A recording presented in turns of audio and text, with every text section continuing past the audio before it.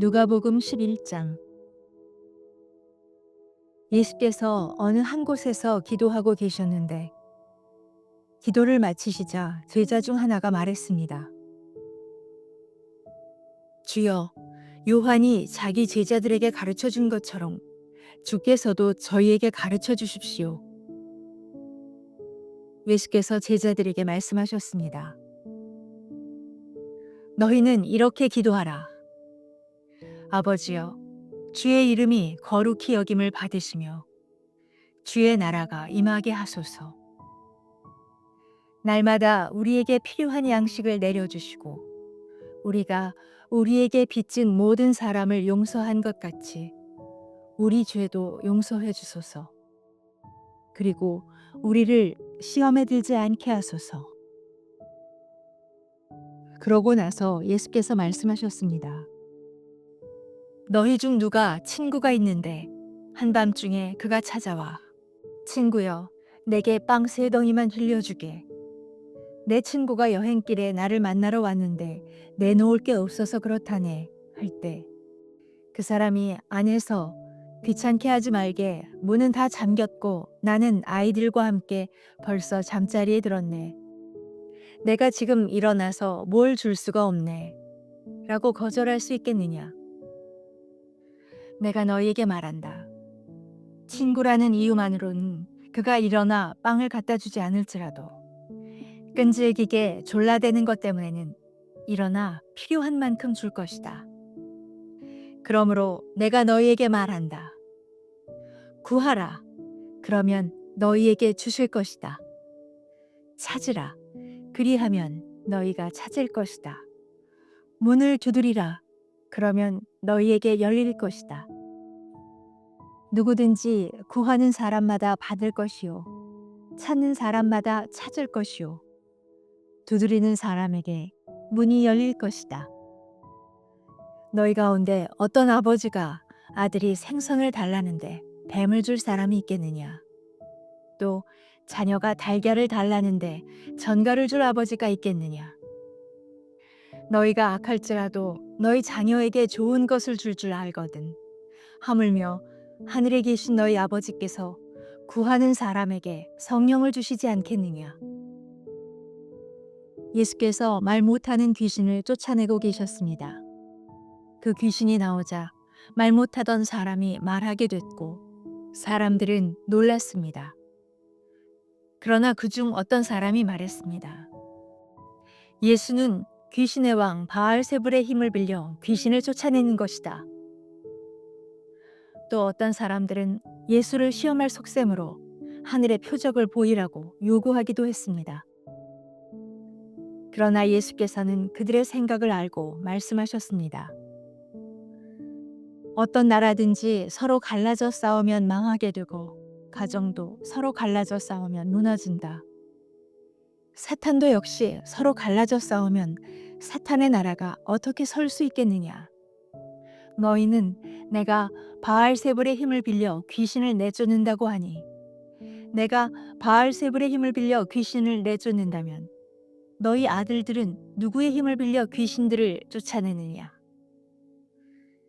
그러므로 그들이야말로 너희의 재판관이 될 것이다.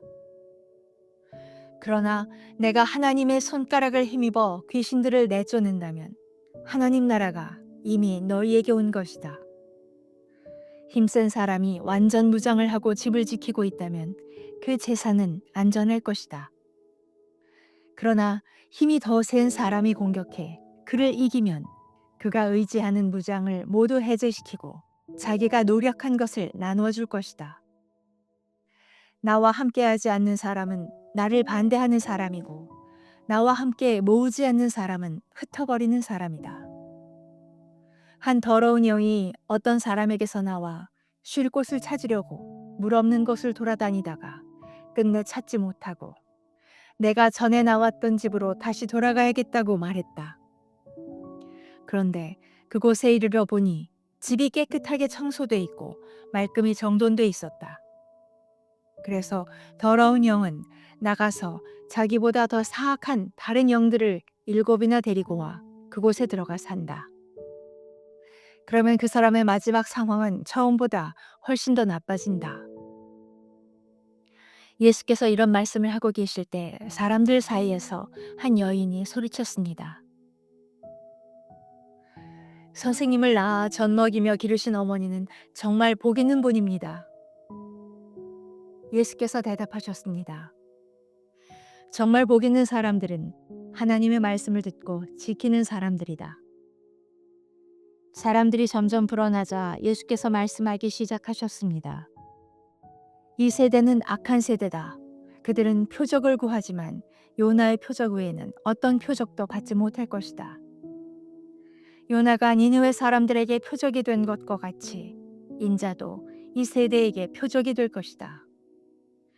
심판 때에 남쪽 나라의 여왕이 이 세대 사람들과 함께 일어나 그들을 정죄할 것이다. 그 여왕은 솔로몬의 지혜를 듣기 위해 땅끝에서 왔기 때문이다. 그러나 보라, 솔로몬보다 더 큰 이가 여기 있다. 심판 때에 니느웨 사람들은 이 세대 사람들과 함께 일어나 이 세대들을 정죄할 것이다.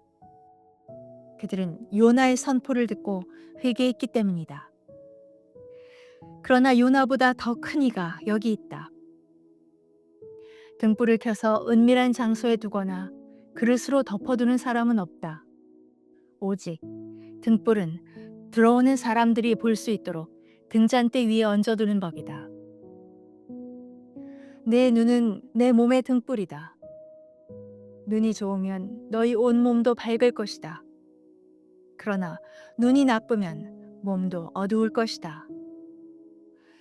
그러므로 내 안에 있는 빛이 어둡지 않은가 보라.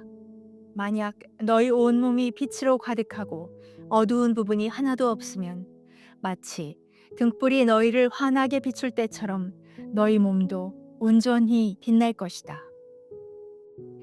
예수께서 말씀하실 때 바리새파 한 사람이 자기 집에서 잡수시기를 청하자 예수께서 안으로 들어가 식탁에 기대어 앉으셨습니다. 그런데 그 바리새파 사람은 예수께서 음식을 들기 전에 손을 씻지 않으시는 것을 보고 놀랐습니다. 그러자 주께서 그에게 말씀하셨습니다. 너희 바리새파 사람들은 잔과 접시의 겉은 깨끗이 닦지만 너희 속에는 욕심과 사악함이 가득 차 있다. 너희 어리석은 사람들아, 겉을 만든 분이 속도 만들지 않으셨느냐? 그 속에 있는 것으로 자비를 베풀라. 그러면 모든 것이 너희에게 깨끗해질 것이다. 너희 바리새파 사람들에게 화가 있을 것이다. 너희는 박하와 운향과 온갖 채소들의 11조를 하나님께 바치면서 정작 공의와 하나님의 사랑은 무시해버리는구나. 그런 것들도 행해야 하지만 이런 것들도 소홀히 해서는 안 된다. 너희 바리새파 사람들에게 화가 있을 것이다. 너희는 회당에서 높은 자리에 앉기 좋아하고 시장에서 인사받기 좋아하는구나. 너희에게 화가 있을 것이다. 너희는 드러나지 않는 무덤 같아서 사람들이 밟고 다니나 무덤인 줄 모른다. 한 율법학자가 예수께 말했습니다. 선생님께서 이렇게 말씀하시면 저희까지 모욕하는 것입니다. 예수께서 대답하셨습니다. 너희 율법학자들에게도 화가 있을 것이다. 너희는 백성들에게 지기 힘든 어려운 짐을 지우면서 너희 자신은 손가락 하나도 까딱하려 하지 않는구나. 너희에게 화가 있을 것이다. 너희가 예언자들의 무덤을 만들고 있다. 바로 너희 조상들이 그 예언자들을 죽인 사람들이었다. 그래서 너희는 너희 조상들이 저지른 일을 인정하고 찬동하는 것이다. 그들은 예언자들을 죽였고 너희는 그 예언자들의 무덤을 만들기 때문이다. 그러므로 하나님의 지혜도 말씀하셨다. 내가 그들에게 예언자들과 사도들을 보낼 것이다. 사람들이 그들 중 일부는 죽이고 일부는 핍박할 것이다. 그러므로 이 세대는 세상이 시작된 이래로 흘린 모든 예언자의 피에 대해 책임져야 할 것이다. 아벨의 피부터 제단과 성소 사이에서 죽임을 당한 사가랴의 피까지 말이다. 그렇다. 나는 너희에게 말한다. 이 세대가 책임져야 할 것이다. 너희 율법학자들에게 화가 있을 것이다. 너희는 지식의 열쇠를 가로채 너희 자신들도 들어가려고 하지 않고 들어가려고 하는 다른 사람들도 막았다. 예수께서 그곳에서 나오실 때 바리새파 사람들과 율법학자들은 예수를 격렬하게 적대시하며 여러 가지 질문으로 몰아붙이기 시작했습니다. 그들은 예수께서 말씀하시는 것에 트집을 잡으려고 애썼습니다. 아멘.